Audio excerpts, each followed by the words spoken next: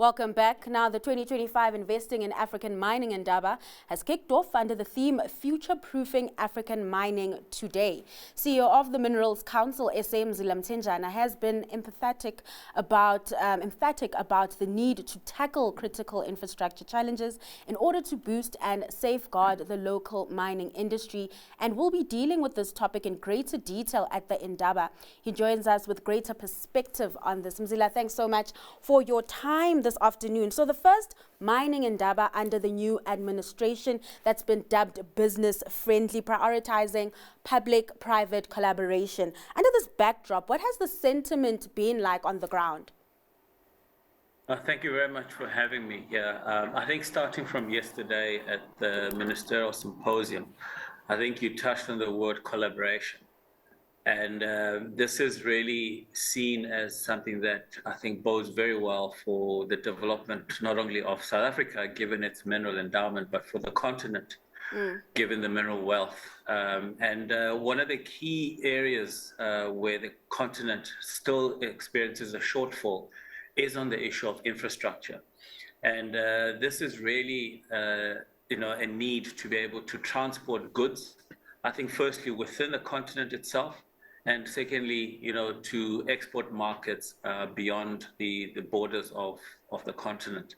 But the other point that was mentioned as well when it comes to infrastructure was infrastructure that will enable and facilitate the movement of people, because this is how the continent can begin to enjoy the wealth beneath the surface and creating wealth for the rest of the continent in terms of the movement of capabilities and skills. And so that's another very important area when it comes to infrastructure on the continent.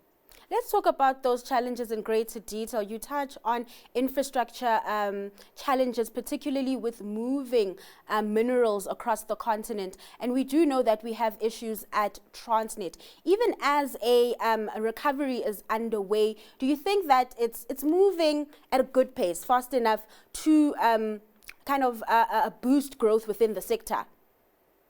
We can always move faster. Yeah. There's no doubt about that. But I think where I'm coming from is that I've tried to develop an understanding of the depth and breadth of the challenges that Transnet and equally Eskom is dealing with in recovering from the past 10 years that they've experienced, crime and corruption within the institutions. And there's no doubt that it requires significant amount of effort.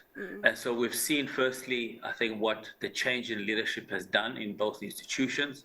It has provided for the more collaborative relationship and working together as a state-owned entity with private sector. We have also seen how, customers of Transnet, for instance, from a logistics side, have been working very closely with Transnet in terms of enabling, procurement of key equipment and critical accessories to enable the logistics institution to function. And along with that has been the support of the National Logistics Crisis Committee, which has provided for key skills in advising and working closely with the management team of Transnet. And the results are really beginning to speak for themselves. So you look at the volumes railed in the past 2 years. We've seen, for instance, on the coal side, a stabilization at around the 50 million tons of coal for the year. For the full fiscal year and for the total tonnages railed, they had targeted to reach about 170 million tons for the fiscal year to end of March. They'll probably reach about 160, 165.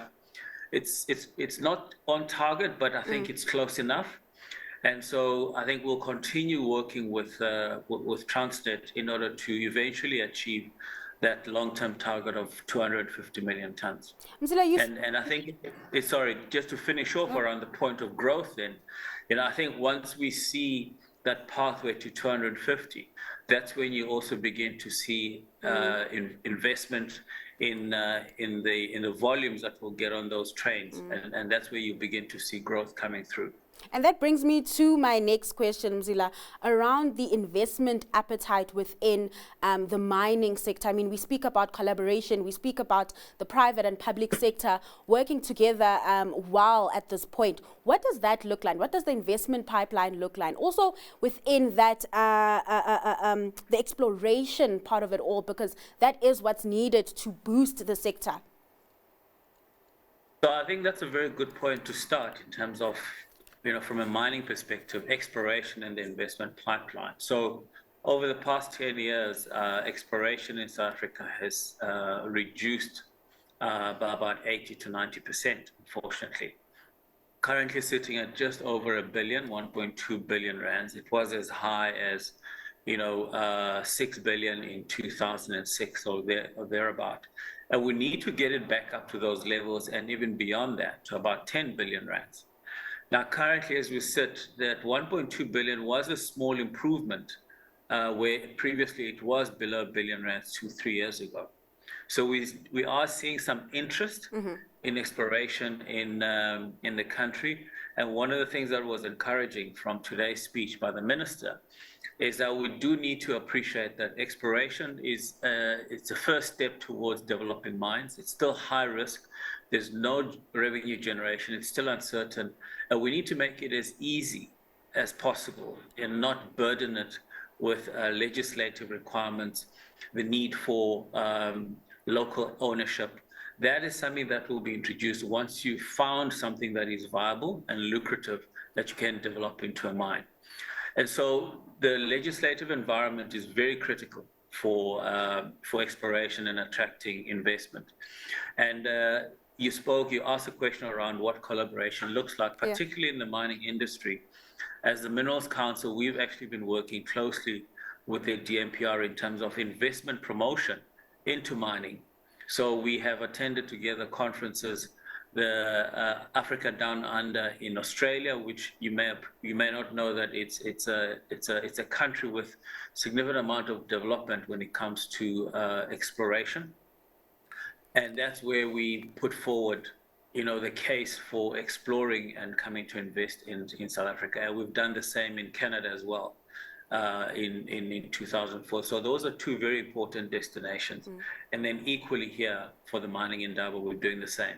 All right, Mzila, thanks so much for joining us and just taking us through some of the conversations that are taking place at the Mining Indaba this year.